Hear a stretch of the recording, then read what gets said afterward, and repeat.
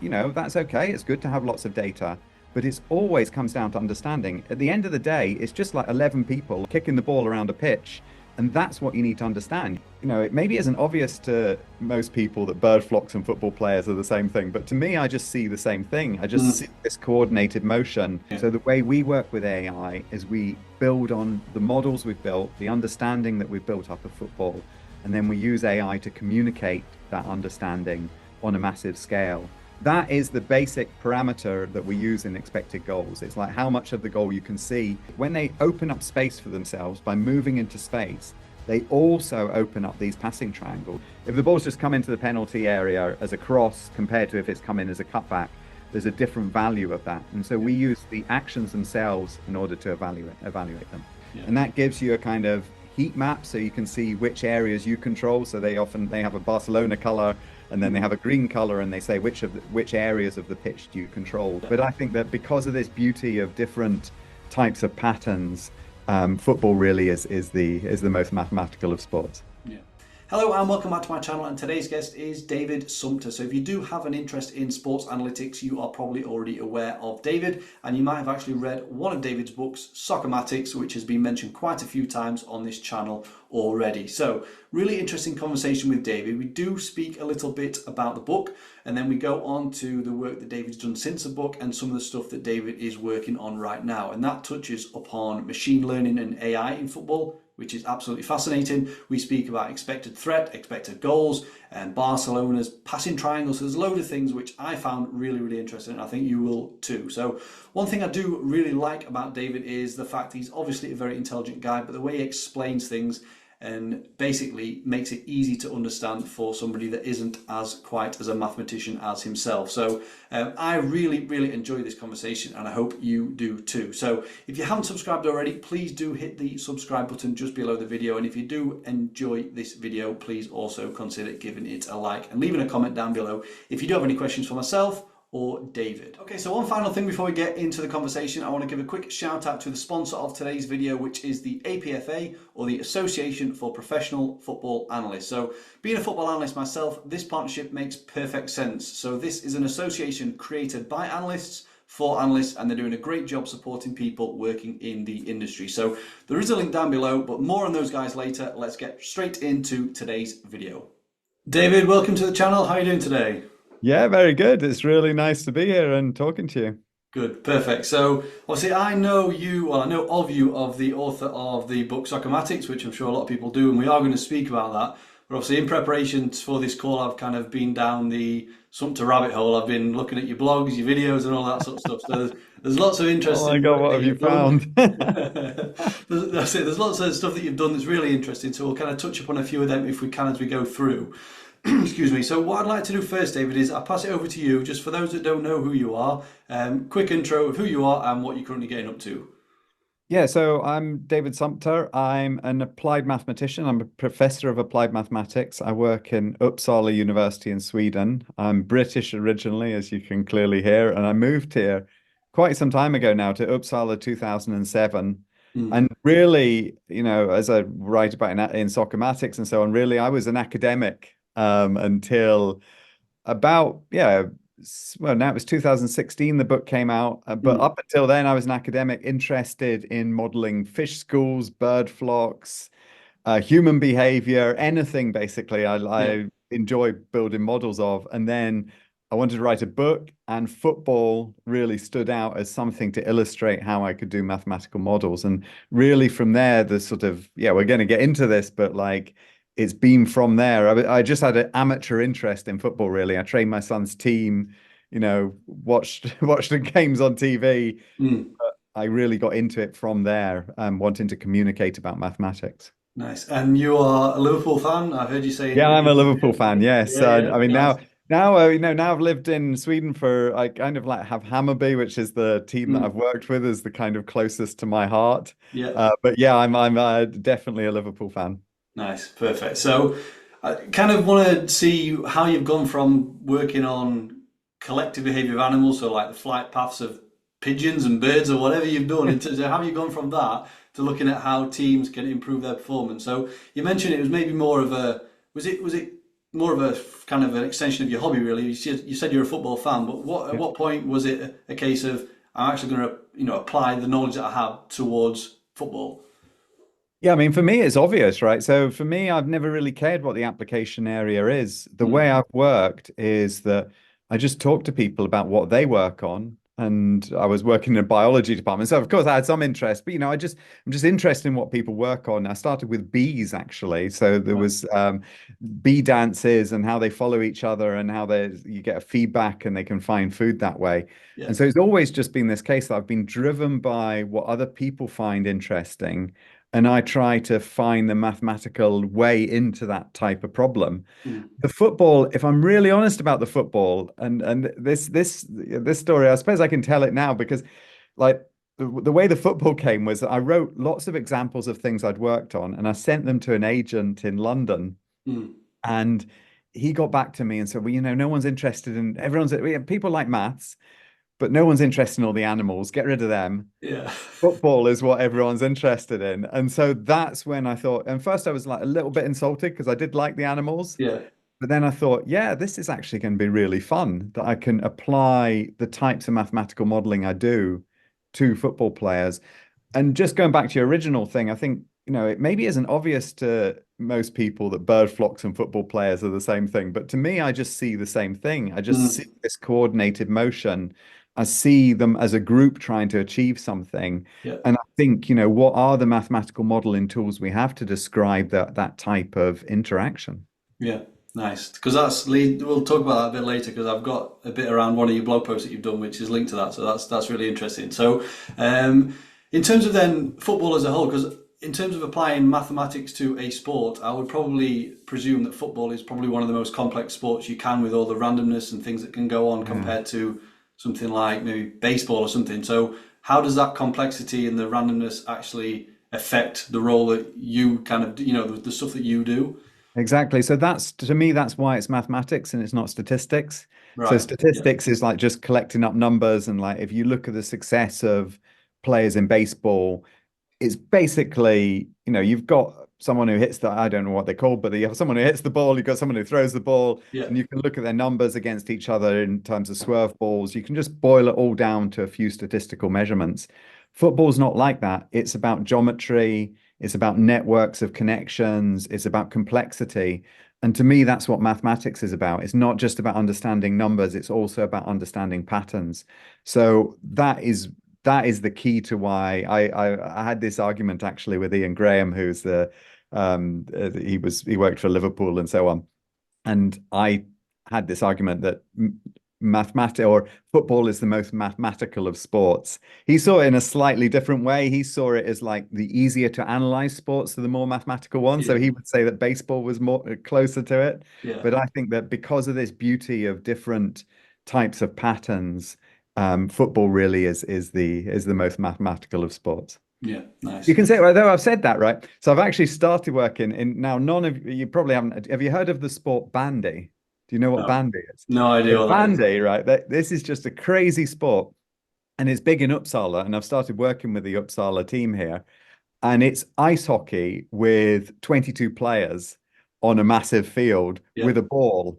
And there, and then because you've got to plan for the curvature of the players' movements, Yeah. you've got the same tactical things. So maybe bandy is the most mathematical of sports, but it's not that popular. So I think football is the one that we know the most. Yeah, nice. So obviously, a lot of people that watch these videos and watch this channel, David, are kind of interested in sports analysis, sports analytics. So Mhm. in terms of the skill of mathematics, because you obviously come from that background, but there's people that are looking to get into the industry that come from either a sporting background or a bit of sport, bit of data, but mathematics might be seen something that overwhelms a lot of people. So how important would just the fundamental basics of mathematical knowledge, how important would you say that would be to succeed in the world of sports analysis? Yeah, so it depends what you mean by mathematics. So if you're thinking like how important it is that you were good at sums at school or something like that, Mm, yeah, maybe that's not the absolute most important thing. yeah, I'm not the quickest person at like adding up things and doing multiplications and so on. What's important is this skill of modeling so that when you see a system, you can break it down into its component parts. And that's what we do as applied mathematicians. We try to think what is it that, if we're looking at, I think one of the examples I took up in the book, which was one of the first examples I had, was the idea of triangles and space. So if you can start to see how Barcelona open up space by creating passing triangles between them, that sort of geometrical view, I think, is if you have that way of seeing things and you gain experience through that by working with mathematical problems. If you have that kind of experience, then that's a really good tool when it comes on later to actually modeling the game. And even when even when you're looking at things like scouting players and so on, it's understanding how particular actions the players take on the pitch that are measured in data, how that interprets into the actions you see them take. So it's really about that understanding between the mathematical or the statistical view and the real world, which I think is the most important skill. There's lots of people, I work in a mathematics department.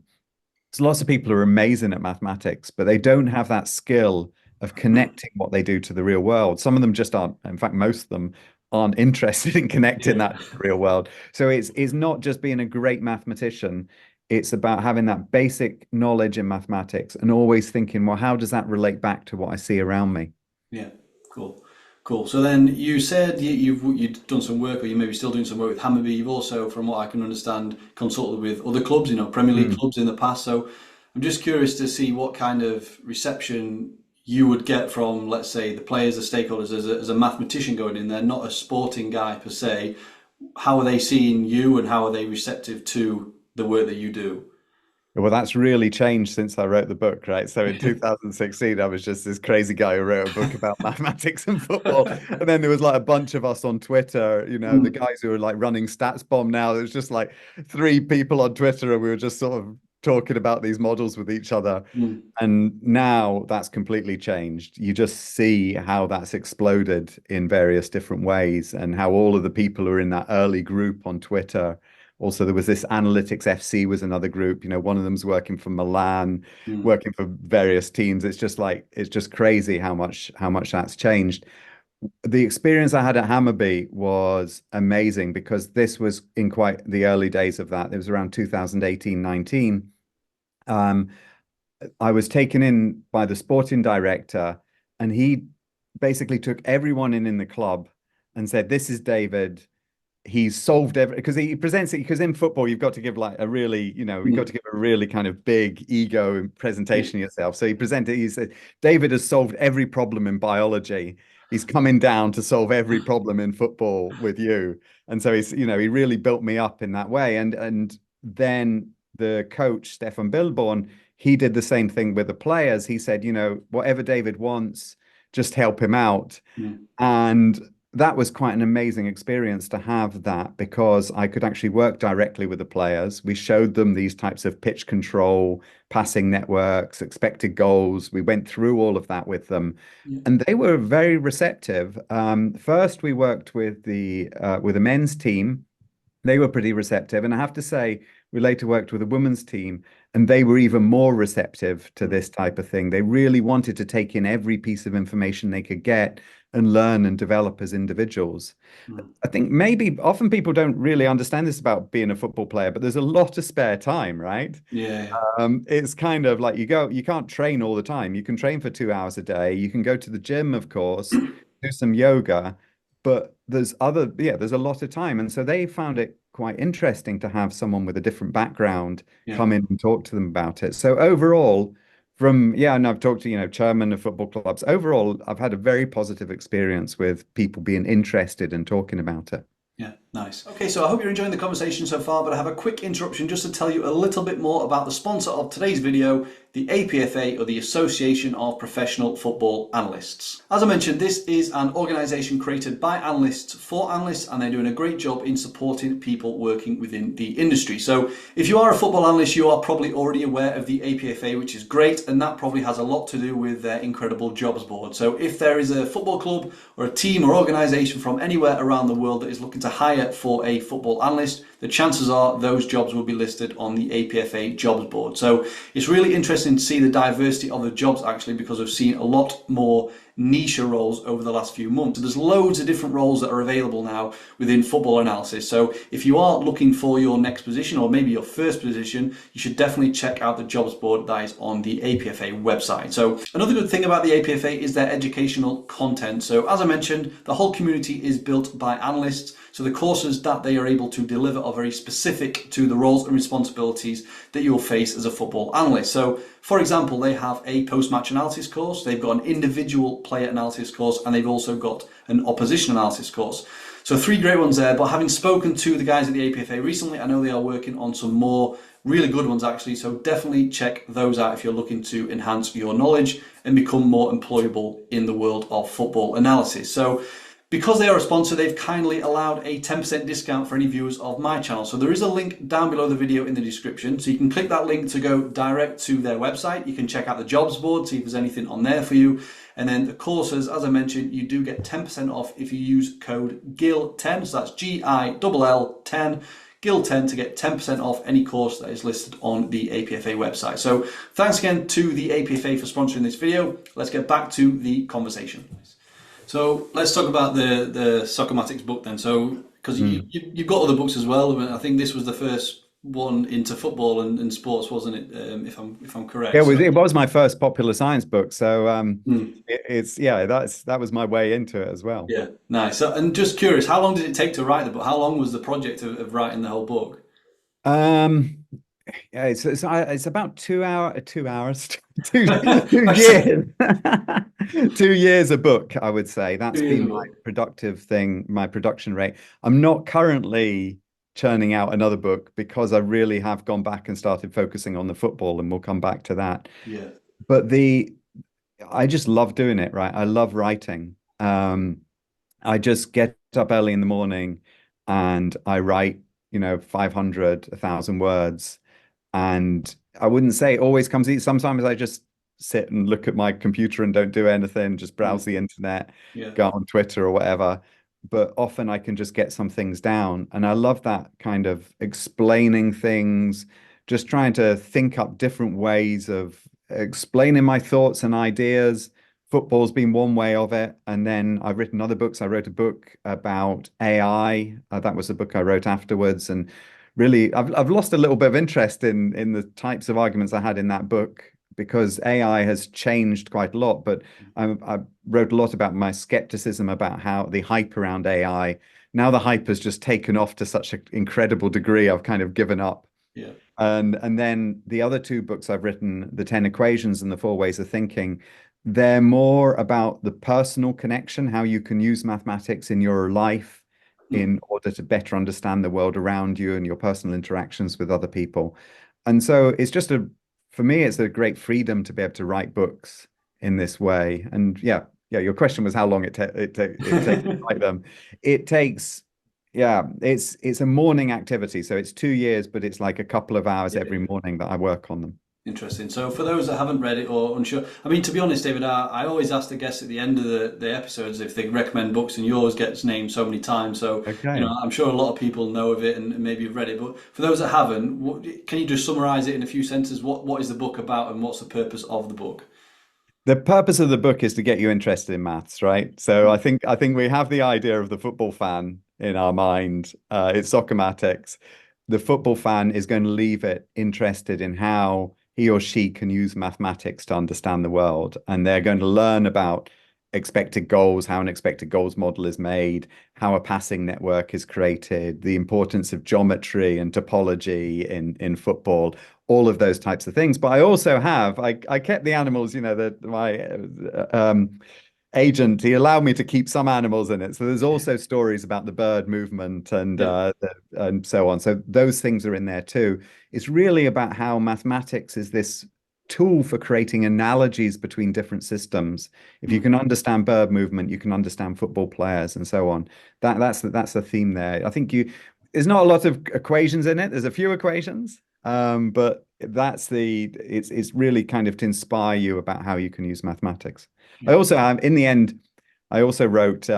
I think there's a quarter of the book is on gambling and Okay. methods for winning Yeah. at gambling. It's always good to leave that one in there because I know a lot of people are interested in that. Yeah, definitely. So that was 2016. I think you said the book Yeah. was done. So obviously somehow that is 8 years ago, which is Yeah, I don't crazy know quite see how that is to happened, but think. yeah, that was it. So the question around that then really, David, was if you were to write the book again today, what kind of is there anything that has developed since you've written it that you would include now? Kind of what differences would you Oh kind yeah, of there's a do? lot. I mean, I will write another book, and I mean, I'll write another book, I think, about football and Mm, how it has changed as a result of the use of mathematics. And the development is going very quickly. I haven't actually managed to read them, but I think like Rory Smith's written a book, Expected Goals, and then now I'm embarrassed because this guy I talk to a lot on Twitter, whose name has gone out to my head, has written a very nice book as well.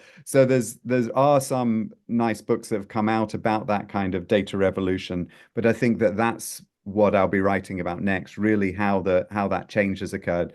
Just now, I'm too kind of deep in actually being part of that change to write the book, yeah, but it's just been incredible how mathematics and modeling has been adopted. And, like if we think a little bit about the Friends of Tracking thing we did in the intervening years, yeah, I'm just like doing this podcast thing, a bit like we're talking with Laurie Shaw, who's a professor at Harvard.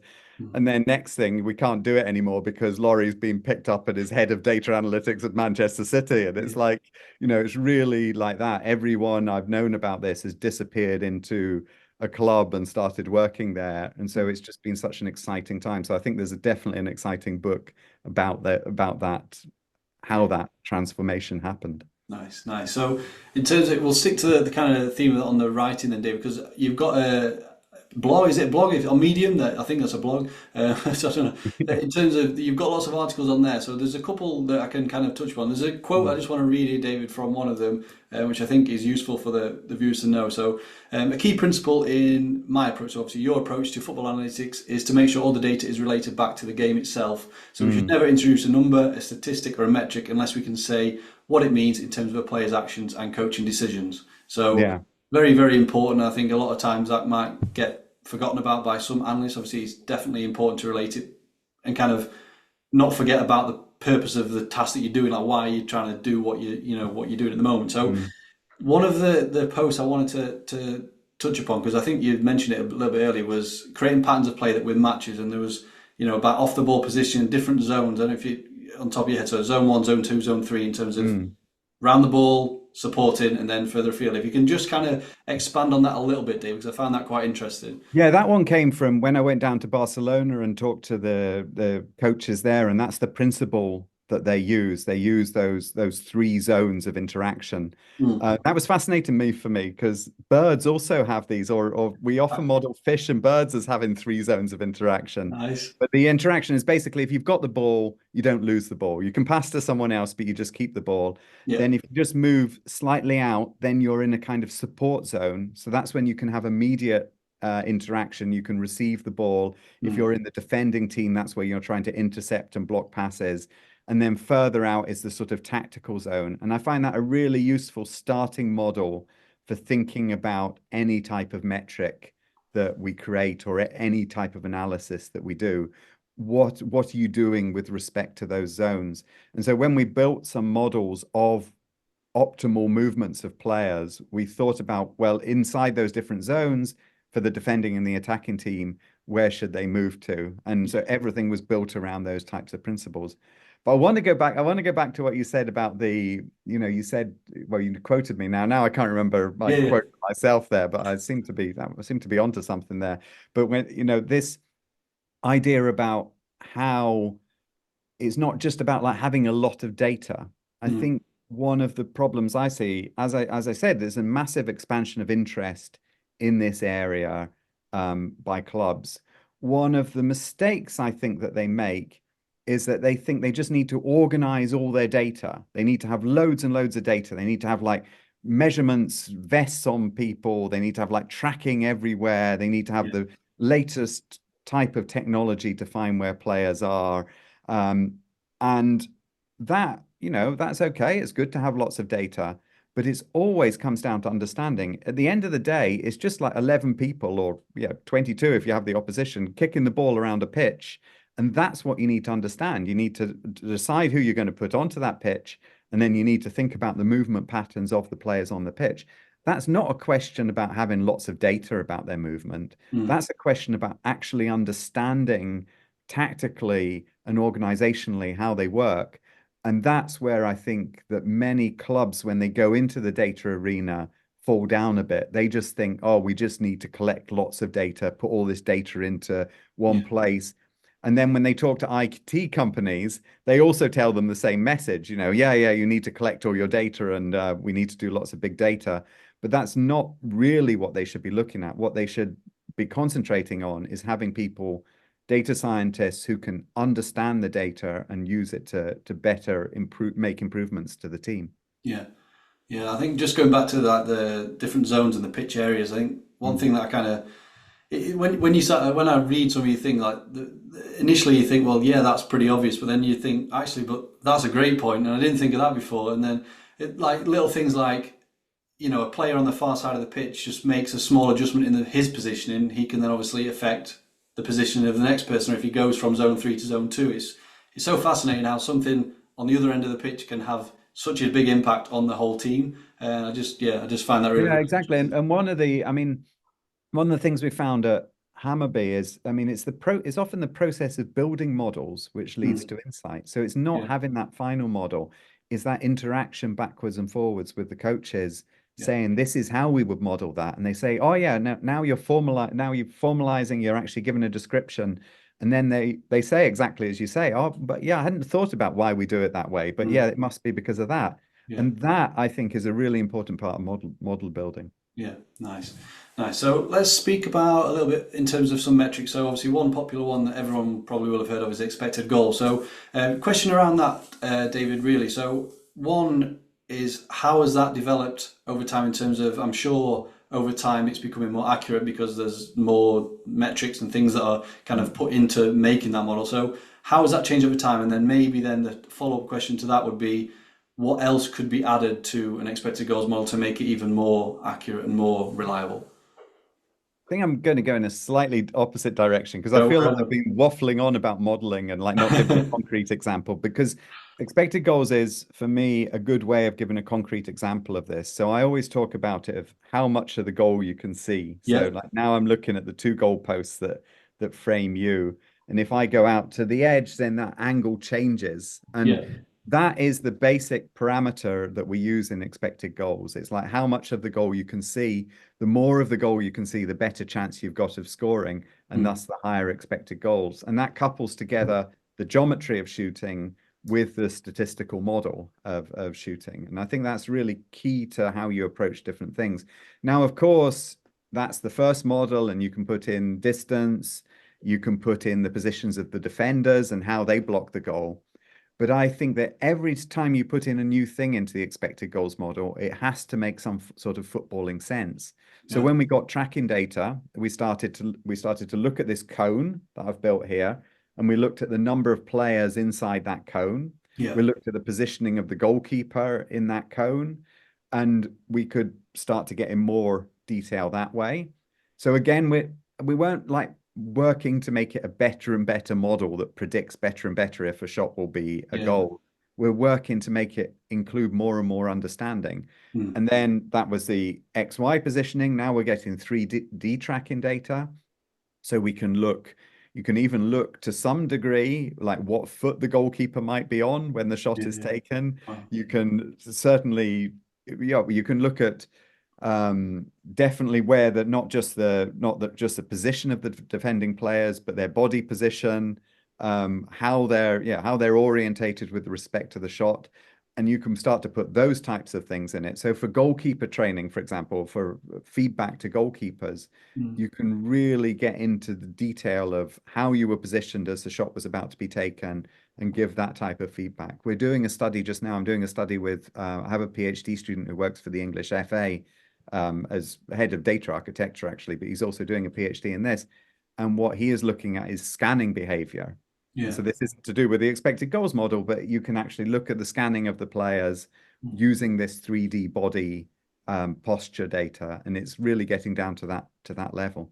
cool, nice. That's it. Sounds interesting. I mean, Another thing I want to bring up, David, is I watched a video. I think it was at Oxford. You presented how can a mathematician be a manager, which again I'll link down below. People check that out. It's from a few years ago, but it was interesting. It was fun nonetheless. So one thing that you mentioned in there was, and you did actually mention it about a couple of minutes ago, was when you visited Barcelona and the data scientists there, and I found it really interesting how you had a slide on there in terms of how they design what they do, of how they control the space as a team, so where players will Yeah. come first, where the opposition will come first. So can you just expand a little bit on that? Because I just found that really, really interesting. Yeah, so they use primarily something called pitch control, and the idea of pitch control is who comes to the ball first. If you just drop the ball down on the pitch at that particular point, Hmm. which player, given their speed of movements, which player would come to the ball first? Yeah. And that gives you a kind of heat map so you can see which areas you control. So they have a Barcelona color and then they Hmm. have a green color and they say which areas of the pitch do you control? And then from there, you can think, well, what are the possible passes that you can make? So if you control a particular area of the pitch, then a pass to that area can be very effective. Hmm. And that allows precisely to measure how they control those tight spaces between the lines, for example. The project we went on to do together with the Barcelona team was to look at what they were calling destructive runs. So this would be a run where you open up space for someone else. You take the run, and then you see how you drag a defender with you, Yeah. basically. And then it opens up a space for another player to run in. And so you can calculate those things and work out, well, what are the best runs to make if players are making good runs to open up that type of space, all from this starting principle of pitch control. Hmm. Cool. Very interesting. And that was kind of the whole. Again, I'm not a mathematician here. A lot of this is over my head here, David, if I'm honest. But in No, terms no, of you following what I'm saying? I don't know. I mean, so in terms of like the obviously Barcelona, the pass, the tiki taka passing around, and that was all down. Like, the way you described that was kind of the triangulation of the position of the players, and just to create these options for passing, which again yeah, a was lot really of these interesting. things are very visual. I mean, I can only get them when I have the visual things, and so we're talking Mm, about this. You have to, of course, you have to like probably have to read a few of my blog posts to get those type of visual things about yeah, it. But what we found with the triangulation, and that's what I loved about the trip down to Barcelona, because it was one of the first things I did. Of course, if somebody says you're going to write a book about football, I thought, right, I've just got to find out what Messi does. I thought that would be my starting point. yeah, And I found that he builds these triangular, in particular in this tiki-taka style. I was looking at the 2011, 2012 team. They build this sort of this network of triangles across the pitch. mm, And so what I mean by triangles here is that you just want to have open passing lanes the whole time. And there's yeah, these open triangles between them. And there's this beautiful theory in mathematics about something called the Delaunay triangulation. That's what they build, where they have these nice interactive triangles between them, is related to something called the Voronoi diagram, which okay, is a breakdown of space. And what you can say is the way that when they open up space for themselves by moving into space, they also open up these passing triangles. So it's the same idea that lies behind the opening up of space that they've been measuring at Barcelona that yeah, also creates the triangles. You open up the space and you get the triangles for free mm, is the way yeah, to say it. yeah, cool. Have you got that one? Yeah, I think I got that one. Testing Yeah, you later. yeah. Nice. Okay, so I hope you're enjoying the video so far, but I have a really quick interruption for anybody with an interest in video analysis. So if that's you, please do click the link down below the video for In Play Online. So just to give a quick overview, because I think it'll be relevant to a lot of people that are watching this particular video. So In Play Online is a cloud-based video analysis software. So it allows you to tag your videos, and when you've done your tagging, that includes adding labels, adding comments, adding notes and voice notes even, and you can even illustrate and draw over your clip. So if you are an aspiring analyst looking for your job and you want to create a portfolio of work, if you're a scout looking to make your kind of reports a little bit better and more animated, If you're a coach looking to get into analysis a little bit more, then this tool will be great for you because it starts at just £15 a month. So once you've done your analysis, you can add all the clips to different playlists, which can be downloaded and exported offline. You can put them into presentations and also share them to different people within your team. So it comes with a whole bunch of other features, but I'll let you click the link down below if you are interested. As I say, packages start at just £15 a month, so it's a very affordable solution if you are looking for something to help with your video analysis. So that's it for the interruption. Let's get back to the video. Let's next talk about 12 Football, which is you're a co-founder of the business, if I'm correct. Yeah, exactly. Yes. So a little bit, what is the business, what you're doing, and what you're looking to achieve with that, David? Well, that came very much out of the work we did with Hammarby. So I have a friend basically who's a massive Hammarby fan, and he worked in the IT business before, supplying a booking app and so on. And then he just basically wanted to follow his dream, and so he has been funding me, I would say, basically to, I not as well. I don't have as much money as he does, but he's just been very enthusiastic Yeah. in building up a business around this. And so we've worked together on this since about 2018 when I started working together with Hammarby and finding ways of implementing both the things that we've worked with in Hammarby, other measures. We were very early to have an expected threat model of the value of passes, the types of things I'm also talking about with opening up space we measure. And so we specialize in delivering, we call it like bespoke metrics to clubs. So they might want to scout a certain thing, they might want to match report in a certain way, they might be interested in opposition analysis, and we specialize in building those metrics. And up until last year, we were basically 3.5 people. It was myself, Marcus, who was funding what we do, and then we started to get customers, so it started to go pretty well. And we had Järne, who's a data scientist. He sits in Slovenia. And we had Nicole, who's also one of our data scientists and a professional football player. So we get that. She's amazing. She's got a degree in statistics and plays professional football in Ukraine. Really? Plays for the Ukraine national team. And and then she works for us half time. And then Järne, he's developed so many different metrics. I think that he's probably developed like 1,000 different metrics of different aspects of football. And so the four of us were working together, and now we started to get some bigger clients coming in and a little bit more investment, and we're expanding quite a lot and helping different clubs in different ways design these types of bespoke metrics which help them improve their performance basically. Yeah, cool. So then you said the expected threat, because there was a tweet which I wanted to refer back to. One of the questions on the back of that was around expected threat. So that links to a blog post that you did, and that was around expected threat, player contributions, Markov change, which again, I don't know what they are, so I'd love you to explain them. But also then the fact that in that whole thing, you assigning points to different actions, and obviously each different thing was related to you explain it better than me, Dave. You go for it. No, you were doing a good job there. I mean, the basic idea of expected threat, it came from a person called Sarah Rudd, and she presented it it was actually 2011. It was 12 years ago now that she came up with this idea. And she was basically a math student, and she'd studied Markov chains. And what Markov chains are is they're a way of describing things that randomly bounce around in different directions. A Markov chain, we often say it's memoryless. So in footballing terms, we think like this. So if the ball has been out to the corner flag and now it's in the middle of the pitch, there's very little memory left of the fact it was at the corner flag. It could have just as well been in our own half, for example. So there's no memory of what happened before.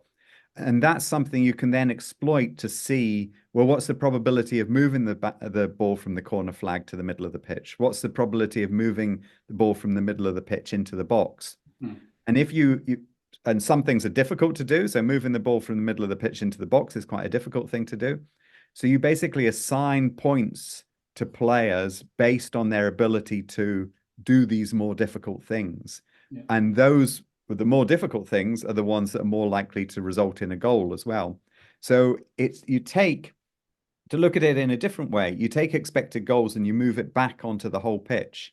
You say, if I play this pass now, what's the probability of it resulting in a goal? Yeah. And the players who play those high probability passes are more likely to result in a goal.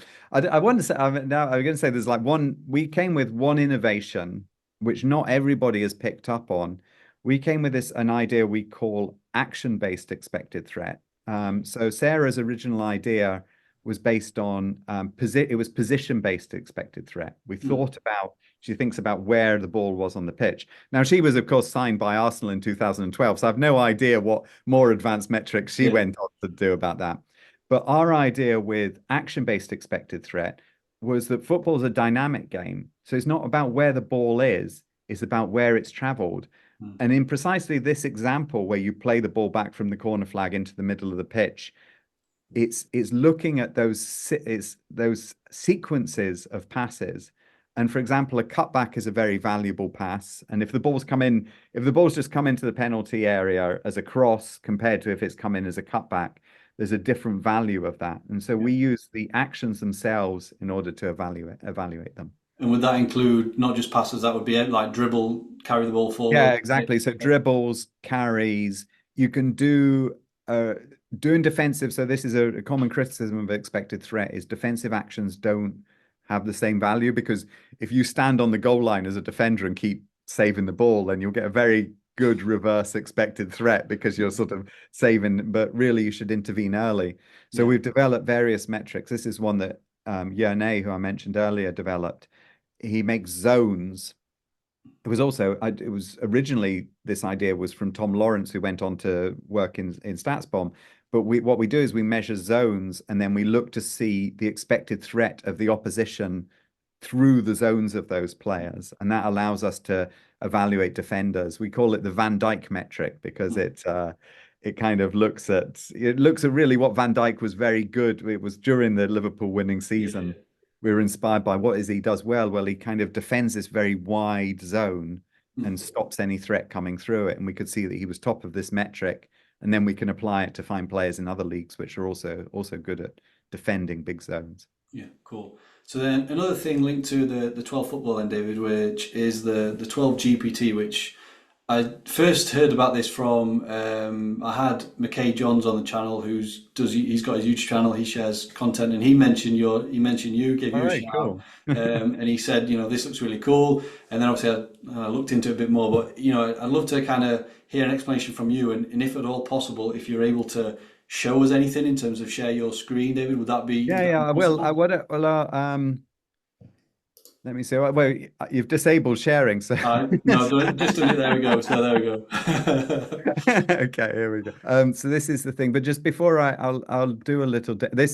This could crash at any moment because it's our No, kind of okay. production version that Yeah. this is kind of live working on this afternoon. But what I'll just start with, yeah. So to give an overall, I just want to give you a feeling for what we do before I go into it because Mm. what we've been doing for a very long time, and I mentioned Yernay here is in the middle. I've mentioned him. We've now hired, and this is Nicole. I also talked a little Yeah. bit about her. We've now hired a group of data scientists. And so what we've specialized in is building like lots and lots of different metrics. And the problem with that is it just becomes this massive disorganized mess of Mm. different metrics to answer different types of questions. And so something is like we do live match reports, we do like look at opposition players. This is the pitch control that we've talked about earlier. Yeah. We're building scouting models and we wanted to put it all together. And that was where we came up with the idea of 12GPT because there was so much to do, so much talk about language models. We thought, how do we take all of those different things that we do and allow people to access it? And language is just a great way of doing it. If you can ask questions, you can ask, can I have this type of metric? And it can produce that type of metric. And so the starting point of that has been the 12GPT. This is an example of the type of text that it produces. I took Nusa because there's a lot of interest about him moving to the Premier League. And what do we do, right? So I mentioned we create all of these different types of models. You Mhm. can think of this diagram here as a model of a player. It tells us how involved he is in games, his passing quality, how he provides for his teammates, and so on, and then ranks him compared to other players in these metrics. So this is based on some kind of event data metrics, very high on dribbling. And then what we do is we create words which describe the metrics. And that's where the beauty of ChatGPT and large language models comes in. If you describe for them first how the world works, then they can use that, they can use mathematical knowledge and they can interpret it into human knowledge. And for many, I mean, I think we didn't realize the extent of this, but often we would be talking to people like yourself, or we'd be talking to coaching staff, or we'd be talking to directors of football clubs. We'd be showing them these graphs. I'd be trying to explain them to them, and they'd be nodding their head, yeah, yeah, I really understand. But then we found, well, wait a minute, they don't always understand. Yeah. And this, suddenly, everybody understands this. And this is a description in words of what you see in the data. Yeah. And so we take the data and we convert it into words. And the scouting tool itself just allows us to, I'll challenge myself is, do you have a Premier League player you'd like to have a look at? Premier League player, right? So let's go. Let's just go with. Oh, see, I'm a Sunderland fan, and we're not in the Premier League, so Okay, no, okay, you are in the Championship now, yeah, though, yeah, aren't you? Championship. So if you do Jack Clark from Sunderland, that would be good. Okay. It's just that, yeah, as I said, this is the background, so it's just got to load in the data because we Yeah, haven't, yeah. haven't run the Championship recently. Hopefully Premier League without too bit, without being too much Yes. longer. I would hope anyway. Sunderland they do seem to have quite an interest actually in analytics as well. I have Mm, seen like quite a lot of people working there and yeah. getting into that. So what position? So he'd be classed as a winger, I would imagine. Yeah.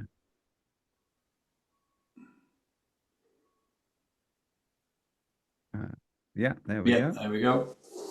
Okay. Whoa, you've got a good player there then. Yeah. Whoa, off the charts dribbling Yeah. Yeah. and off the charts run quality. So, okay, so Jack Clark is one of the most complete attacking midfielders you're encounter. Oh, right, okay. So this yeah, it's already made a bit of a mistake. So, but it's I don't know, maybe it's got that right, but it should say in the Championship. So Yeah. any level in football with a great deal of technical skills. So, He's been linked with a few Premier League clubs, I think. So okay. that's cool. That's really good to see. That's very interesting. And then what we can do, this might be a little bit shaky, but we can take him and um, we'll have to load the data again here. But if we take in Clark and we can put him into the Premier League and see where he is, and it predicts not actually so much change, and Mm. that's because of his age as well, I think. So Yeah. move to the Premier League. Oh, probably too early. Okay. So Oh well, let's get him oh, on the I'm new sorry about that. So it's let's no, so get him it's on a not new it's not contract at not quite least. ready for that is Clark. And I think this comes to a really important point. There's two parts to it. This is still the demo version of this, so not everything is in there. Mm. But the other thing I want to say is that the way we should treat these types of language models is more as a colleague. Mm. So we're not trying to make like predictions of the absolute truth. We see this as a way for sporting directors, for scouts to interact with data in a way that they feel comfortable with. Yeah. And it will make some suggestions you agree with, it will make some suggestions that you don't agree with. But it's this sort of tool for interaction that's the way that we should use it. Mm. That's cool. That's really good. Nice, nice. Thanks for sharing that. No, no problem. Just a Uh, bit nervous of just jumping into that. We're going to have, I mean, we've had a massive interest from clubs on this, and I think it's been a way to bring things together. So mm, before we'd work individually with clubs, but it was very much down to myself and Yane and then the other data scientists who came in, ability to talk and work with the clubs. Now we're able to sort of scale that up. We're able to we had I meet every week with a data scientist at one club, and she said, well, why do we need this when we've got you? And I was like, well, It's like, yeah, you probably don't, but the idea is that this can be scaled up and used by lots and lots of different clubs who don't Yeah. always have access to a data scientist and Mm. are able to use it in that way. So we see very much that as our potential market, you could say, for the product, because not every club has a data scientist. They maybe have one person who's a bit interested. Some of them are overworked, and then you can use that as an extra tool in order to Yeah. gain extra understanding. Yeah, cool. So just a couple more questions, David, and cautious time. So in terms of AI and machine learning as a whole, I mean, you showed us one example there from the scouting reports, but how else, whether it being used now in football, and also how you may see that developing in terms of the use case for AI and machine learning in football or other sports, how can you see that developing over time as the technology gets better? So I always find this difficult, right? Because, yeah, I mean, of course, it's going to develop. It's going to be massive Mm, use of AI and machine learning, and what we've seen is just one type of example. But I do always want to go back to this understanding thing that it's like about understanding the game. mm, So it's not, a lot of people see this AI as like a little bit like loads and loads of data, loads of camera angles and sort of body movements. I talked a little bit about this, and they think, oh, they're going to be able to predict everything about the player and mm, if they're going to be injured, what type of runs they're going to be able to make, that it sort of can see things that we can't see. mm. That's just not the case. It's Yeah, more of a case that it can communicate reliably the sorts of things we can already see. yeah, So the way we work with AI is we build on the models we've built, the understanding that we've built up of football, and then we use AI to communicate that understanding on a massive scale. And so it's not that the AI is going to understand us better than anything else. mm, It's more that it's going to release a little bit more of our of the mathematicians' capabilities, I think. yeah, yeah. Exactly that idea when I said, we were showing these pictures to people for ages, Mm. and then I was explaining them and no one was understanding them. And then suddenly we have this text which explains them and it clicks for people. I think we're going to see more of that, that people can communicate about the models that they use. Yeah. Well, because one thing I kind of see, or I've spoke to other guests on the podcast, David, was like kind of around set plays and set pieces. Was I Mm. would imagine that you would effectively just be able to give the the AI thousands of set plays, from a certain team, and it would then kind of construct plans of this would be the best way to attack against this type of defensive. Like I don't know if I'm barking up the wrong tree, but that's kind of the way I see it in terms of the machine learning Yeah. kind of thing. So it's not quite like that, right? So I think well, it depends what you really have in mind. It's more of a process that you have an expert who's good at set pieces, Yeah, and they've been maybe analyzing 20 set pieces a week. yeah, Now they can analyze 1,000 set pieces, and the AI can say to them, well, wait a minute, what about this combination? Did you think about that? yeah, And then they see that one and it's shown to them, and they can make that type of improvement. You wouldn't trust an AI to set up your set pieces for you. You yeah. need to have an expert in it and who's making those types of decisions, but they can have access to so much more data. So Mm, that's the same way to see all of those things with the scouting. I'm not saying that, our 12GPT scout can replace a mm, scout. What it can do is help bring in different information. I think one lovely example of this in the scouting application is if a scout has been to a match and seen a player play 7 times, we can actually quite quickly say what type of performances that scout saw. It mm. might be that the scout saw the 7 best matches that that player has ever played, and Yeah, there's a whole distribution of other matches, or it might be they saw the 7 worst, and so the AI can come in and say, well, wait a minute, you saw the 7 best matches of this player. yeah, yeah, Don't you think you should go and see this match and that match instead? So it's that type of way that we can see it, rather than the AI comes up with some yeah. extremely fancy set piece thing that no one had ever thought of before. Yeah, definitely. So, okay, so if you've made it this far into the video, you must be enjoying the content. Either that or you have simply fallen asleep. So whichever one of them it is, you probably won't mind me asking you for a quick favor. So as you know, I'm always looking to grow the channel. So the bigger the channel gets, the more people we can reach and impact, but also the bigger and better guests we can invite on to the channel to have these types of chats. So with that in mind, if you haven't already done so, I would very much appreciate it if you did hit the subscribe button down below the video. The stats are showing around 25% of viewers are subscribed. So there's a big chunk of you that are watching the videos, but you haven't yet hit the subscribe button, but I will let you off because you can do it right now. It's free and it literally takes 1 second. So if you go down, click the subscribe button, it would mean a lot to the channel and help the channel to grow. So that's all for now. Let's get back to the video. So one thing I do like to ask all guests on here, David, is basically for a little bit of advice. So like I mentioned, a lot of people watching this have an interest in sports analytics. They want to get started. Maybe they want to, forge a career. So in terms of any advice that you would like to give or can give, I would be interested to hear that.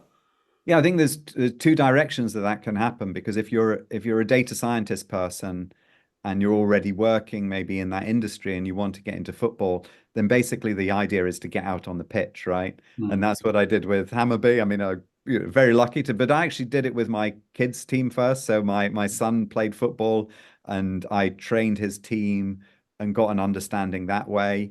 So that's what you need to do. Just go to your local club, ask if they'd like some input. Don't be too fancy. Just say, I could actually sit and make expected goal maps for Mm. a Sunday league team or whatever, and start building up that way, understanding more about the game. Then, if you're on the other side, if you're in the football area, and that's what we really specialized in, we have a course, for example, and maybe you want to pay and come on the course, but you can also just take the course material for free. Mm. As you say, McKay Johns has got he's Yeah. got a YouTube channel, but then I've also made this Soccermatics course where I've got YouTube videos going through step by step what you need to do to get set up in programming in Python. Yeah. You do need to learn to program. There was a few years ago, it was all right just to sort of mess around with Tableau or something like that. Mm. You need to learn how to program in order to get into the details of these things. And so there's quite a few sites you can do that, quite a few courses you can go on and really get up your programming skills. So those are the two different directions I'd go for. Yeah, definitely. I was going to mention, if you didn't, the Soccermatics course, the website with all the content, is the fact that you can get all that for free is quite incredible. So if anyone hasn't seen that, then definitely go check that out, because again, it's got a load of videos as you mentioned. So we've mentioned your books, David. Any other books that you would recommend? Give a shout out to. It doesn't have to be sports analytics. Anything that you find I mean, interesting. the There's thing a lot is of that books. I can see a lot behind you there, so there must be there are a lot behind me. some. And but you know what is it, I'm getting, because the thing is, right, so when I'm not at work, or when I'm reading, I read a lot of fiction. So Mm. if it's all right, I'm going to give some fiction Yeah, tips. go for it. Yeah, And yeah. so my absolute favorite author just now is Rachel Cusk. And Mhm. she what she writes about, she writes a lot recently, she writes a lot about men, and I find this really insightful. She does this thing where she sort of describes her encounters with men and what they say to her, Yeah, and she doesn't really say very much back to them. She just listens to them talking and lets them talk. A bit yeah, like you've let me talk a lot today. And it's a fascinating insight. I found that a fascinating insight into myself yeah.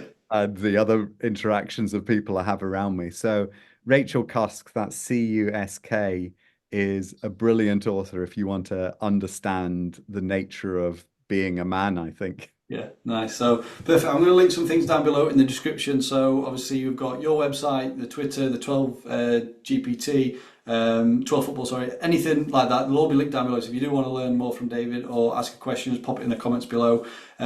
David, thanks very much for your time. Oh, As I thank you mentioned very much. before, it's actually Valentine's Day, so I don't think you want to Yeah, I spend told you this, more. so we had to finish on the hour, so I'm not not Yeah, you don't want disappointing my to. wife here. Yeah, you definitely didn't want to spend Valentine's Day with me. So really, really appreciate that. Really enjoyed that. So Yeah, me too. yeah, perfect. So any comments, leave down below. There'll be a few links down there. But other than that, David, thanks very much for your time. Okay. Well, thank you. Really nice questions. Thanks.